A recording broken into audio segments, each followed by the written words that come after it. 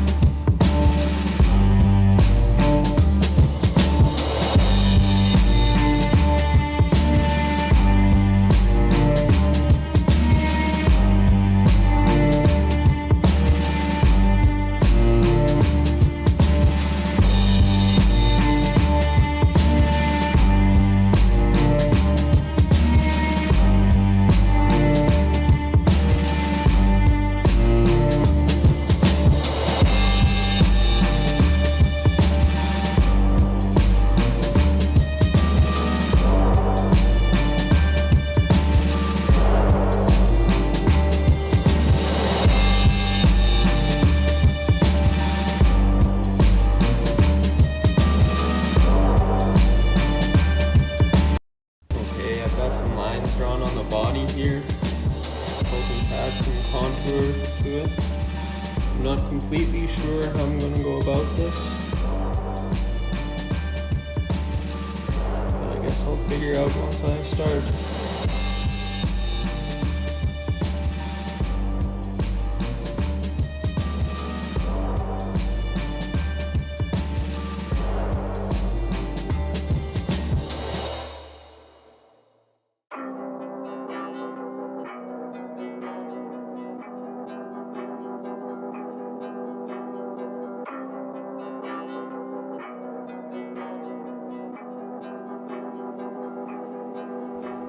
Okay, I'm ready to start making the lid for the control cavity. So I've got this small scrap of Wenge. And as you can see, this template doesn't fit perfectly in there. But instead of messing around trying to change a template so that it works, I will cut it out like this, the size of the template, and then mess with the lid until it fits.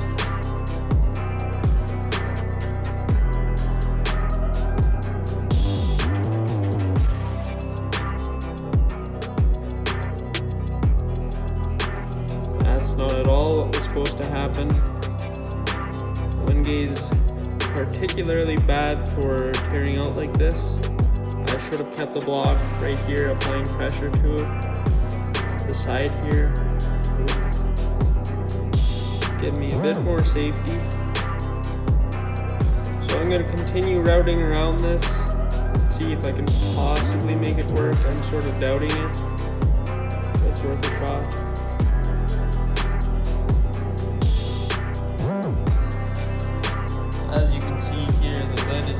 bit too big. That chunk that tore out is just too big. I am not at all happy with that gap. So try it again. So then, I wasn't able to find a scrap of Wenge big enough to make another lid, but I did end up finding this piece that blew out of here. So I'm going to glue this back on, and hopefully that works. Alright, so I've got this line drawn here, and that's where my heel joint is. So I'm going to carve away this excess material, make that nice and tidy, make it look nice.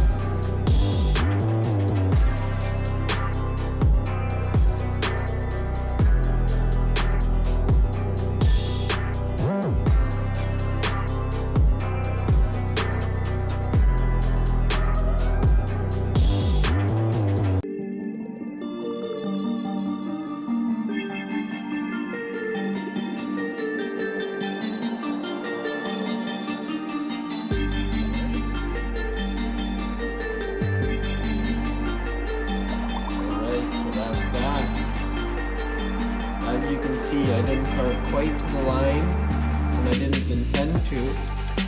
I like to leave a little bit on there just to be safe. I'll take that off and make it flush with the body soon enough. Okay, so these are the inlay dots I'll be using, and I made these myself out of this aluminum tube. So I've got the outside layer and the inside tube, and the way I made these and kept them as centered as possible is I found a drill bit that was the exact diameter of the big tube, and I drilled roughly ½ an inch into a piece of MDF board. And then I found a drill bit the exact diameter of the smaller tube, and then I drilled into the center of this bigger hole, about 3/4 of an inch deep. So I cut these into about 2-inch strips first. The smaller tube 1/4 of an inch longer than the large tube, just so it stay flat at the top. Then I stuck the small tube in there, and since it was in a hole that fit perfectly, it stuck straight up.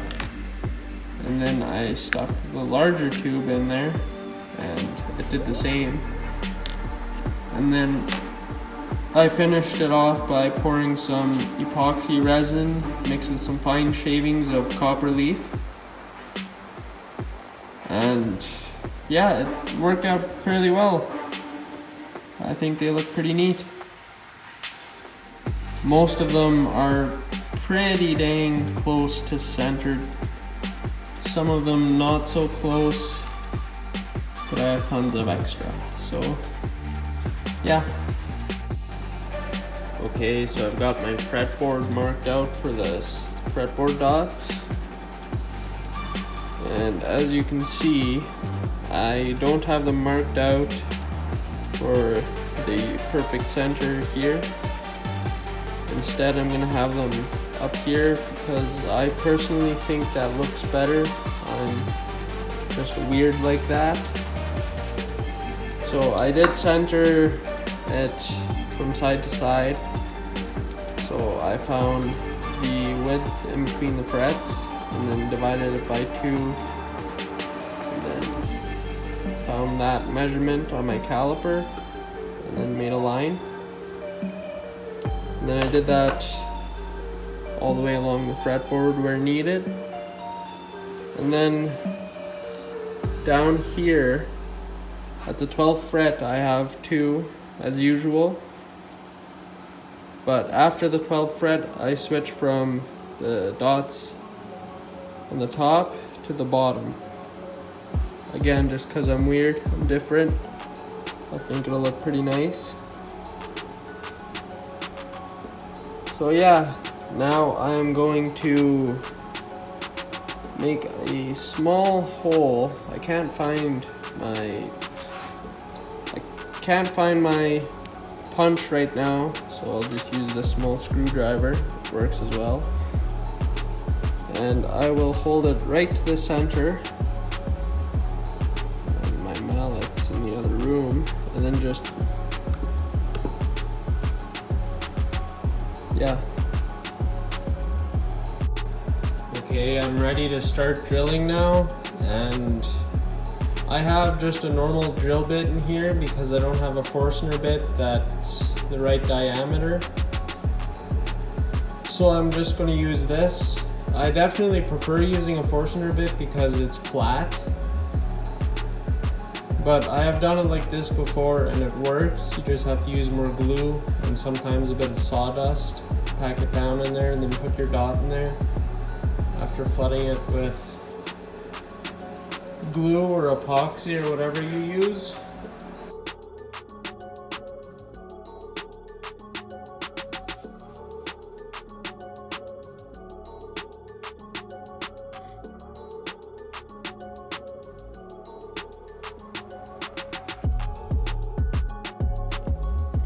Alright, so for that hole that was too deep, I will fill it with a little bit of super glue.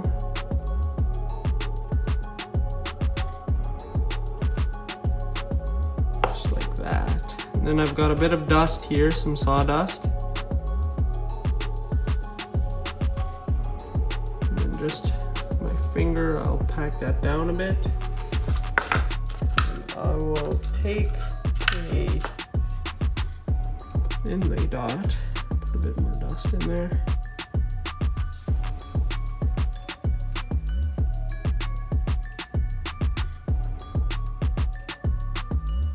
Bit more glue.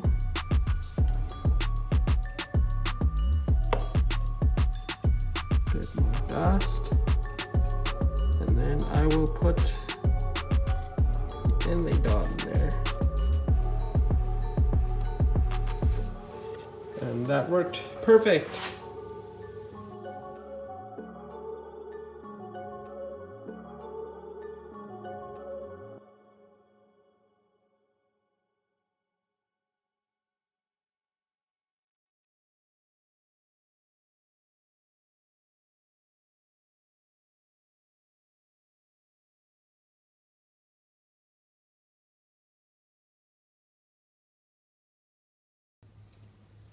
Okay, I am ready to start radiusing this fret wire.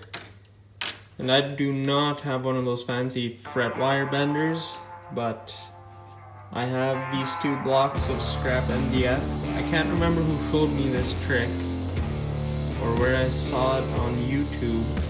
It was a very cheap, easy alternative to having one of those fancy jigs, and it's always worked for me. Even though it'd be very nice to have a fret wire bender. So, how I do this is I have small grooves filed into this one and a small slit sawed into this one. So I will start loosening off the clamp, and I'll put the end of my piece of fret wire in there, shove this block right up tight to that, and then it's not tight enough.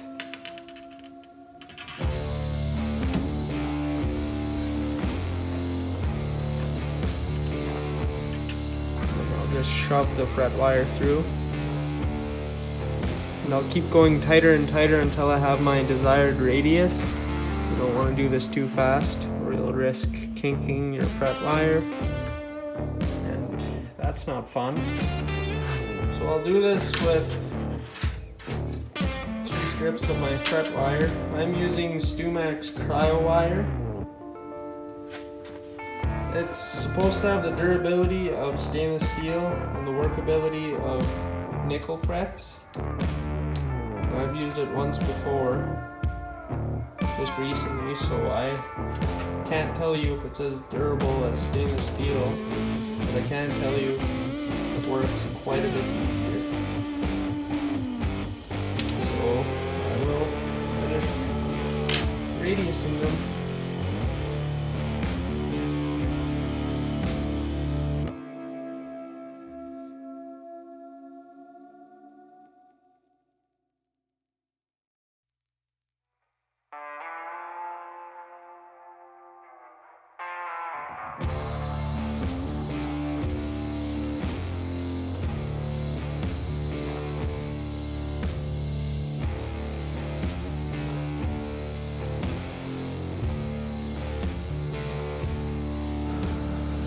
Okay, so I am ready to drill the holes for the tuners now. So I have the almost right size Forstner bit in there. It's pretty much perfect, a little bit tight, but it's as close as I can get with the bits that I have. So I have a bunch of small holes punched where I want the bit to enter, as you can see. And again, that's just to keep the bit where it's supposed to be. So I've got these blocks under here to keep the headstock flat. You don't want those holes going in on an angle. If I was drilling, say, like this, the holes would be on an angle and the tuners would sit on an angle, and then you wouldn't be able to push them up flat, and that would be problematic. So I've got these blocks here, and then I like to hold it very tight and drill slowly to prevent as much tear out as possible. So yeah, I'm ready to go.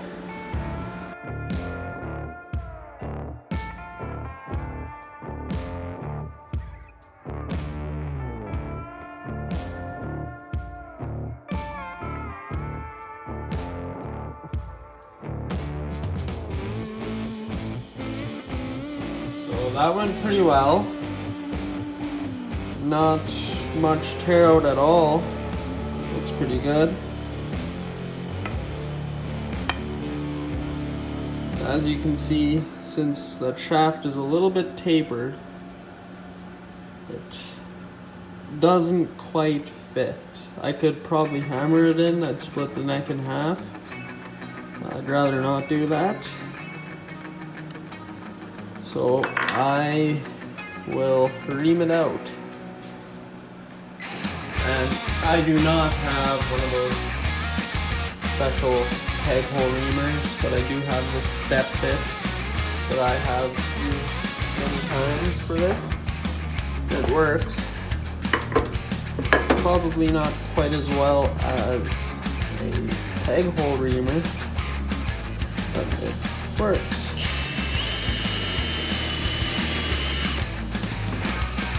So you really don't want to go too deep with this, because you'll end up making the hole too big, and that's not fun. You just want to take your time. Always do test fits. A little bit deeper.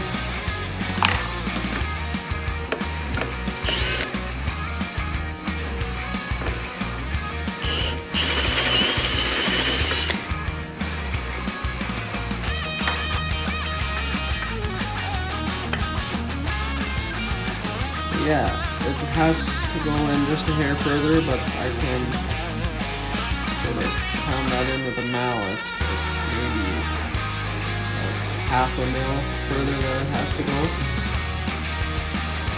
Take that out.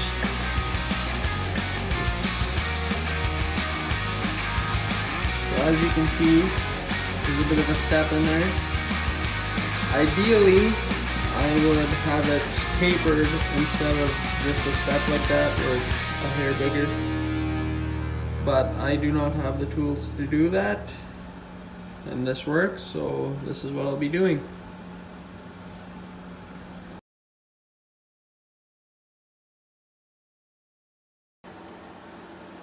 So this is how it looks with the tuners. They're not in there perfect. But this one hole, I'm not quite sure why, but it seems to be a little bit bigger than the rest. I drilled in the same depth using the exact same bit. So I'm not sure why that's a little bit looser, but it is. There's a number of ways I could fix that. I could make a Wenge dowel and glue it in there, re-drill it. I could attempt to line the outside of the hole with epoxy or wood filler. There's many ways I could make that fit tighter. I'm not quite sure how to go about that yet, but I will fix that. As you may have noticed, you know, there's a bit of sheen to my fretboard right now. I put the first coat of oil on it. I was experimenting with Osmo oil, and I love it. This is my first time using it. I think it's a game changer. I would recommend it. It's a thicker wax base oil or whatever, and it sort of feels and looks like a polyurethane or lacquer coat, but it's different at the same time, and I really like it. I really like how those inlay dots look with some finish on them. But I will probably do another 1 or 2 coats yet, and put the frets in, and then the knot, and then the rest. Alright, so I got a bit of work done off camera. I am still getting used to videotaping every step of this build. But yeah, so I got the volume hole and the switch holes drilled. As you can see, I sort of dished out where the volume's going to be. There's a bit more work to be done there. I cleaned up the sound hole a little bit. There's still a bit of work left to do to make it look perfect, but it looks quite a bit better than it did before. And then on the back, I took the cutout to my spindle sander and tilted the table to quite a degree, and then sanded away at this so that it's a little bit more comfortable for your hand. And I am considering actually carving this out. I am not sure yet if I will do that, but I have time to think, time to decide. And then I made this lid fit. I am quite happy with how that turned out. There's only a couple of gaps. There's this little trip there, and then yeah, that's about it. The nice thing is, Wenge is a really dark wood, and all the small gaps are dark, so they're quite hard to see.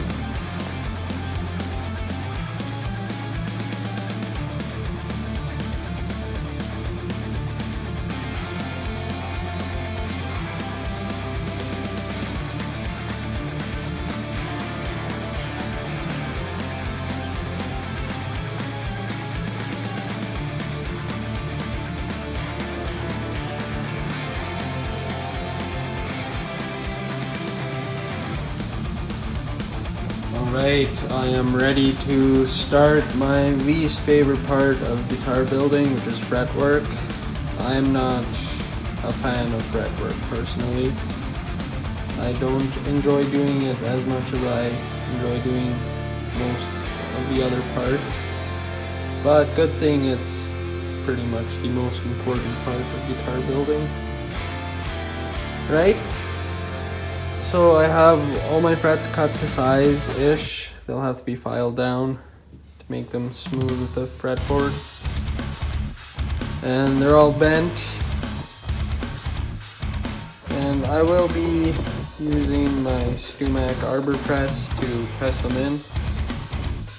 And I'll have to change this piece as I go along since my fretboard has a compound radius.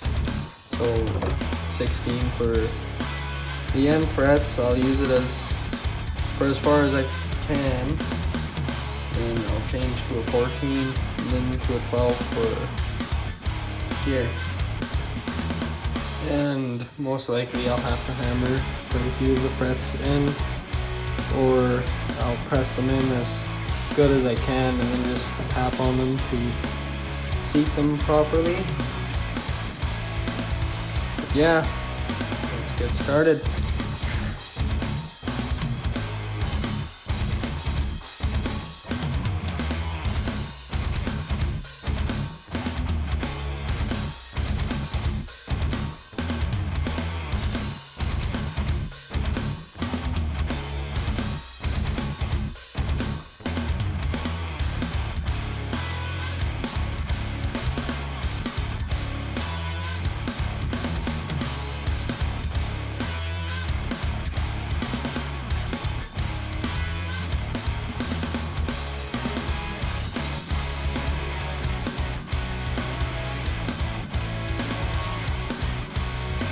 So that went extremely well. I am very happy with it. As you can see, I was able to use my fret press for the majority of the work. You saw me use this magnificent fretting hammer just to pound the ends in, and it worked just fine. I managed to lose my actual fretting hammer, so I just have this small hammer. I put a couple of layers of tape on the end just for a little bit of added protection. And yeah, I am extremely happy with how that went. I am ready to bevel these fret ends and go from there.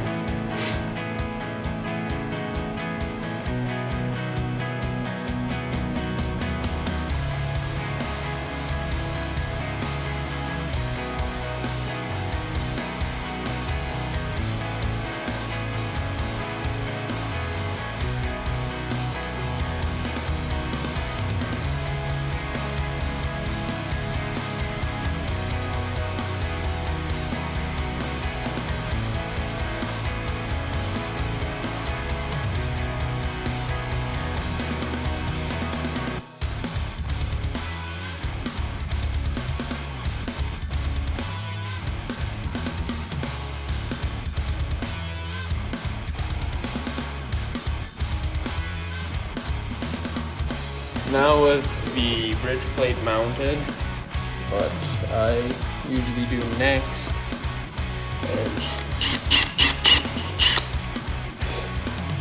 I drill a hole where the strings come through. Not a very deep one.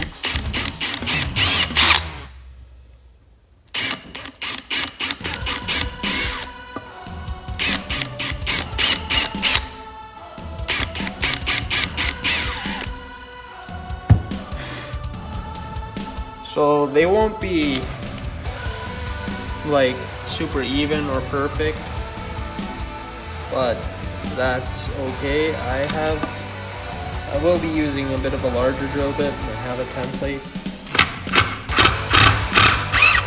This is just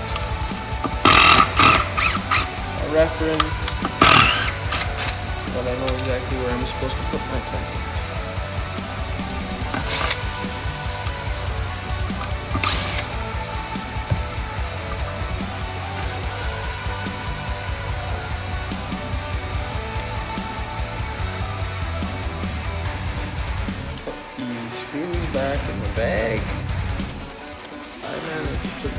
everything which I don't clean up.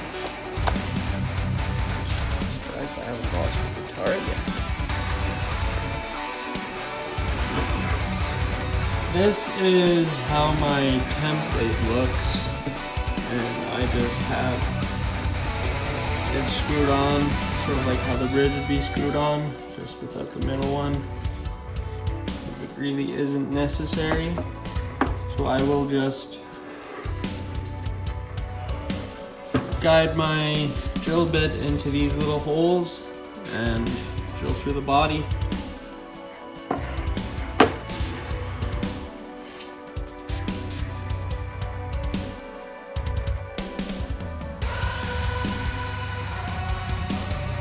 Let's see how it looks.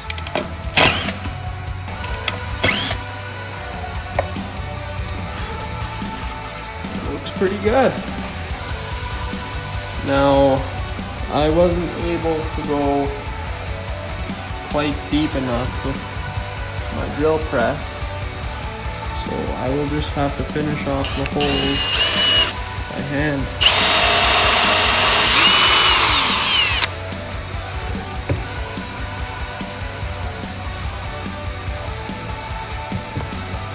Not to drill right through my workbench.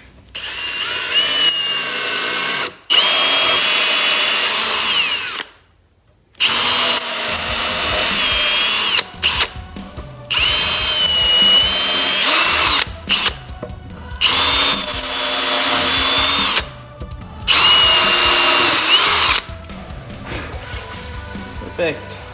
See? Now, as you can see, I've got that little bit of tear out there, which is unfortunate. But not ideal at all.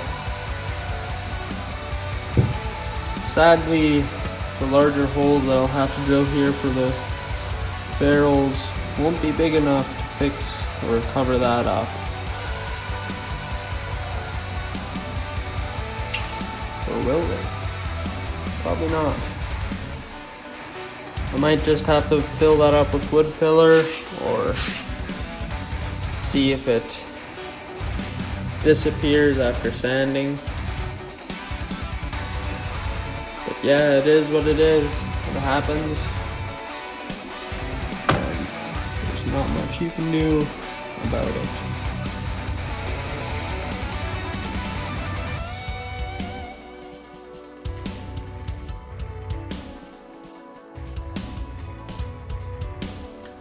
As you saw, I started off by cutting the biggest hole for this, and then moved on to a bit of a smaller Forstner bit, and then ended with a fat drill bit. And as you can see, the holes aren't even close to centered, but that's fine. This will sit on that little lip.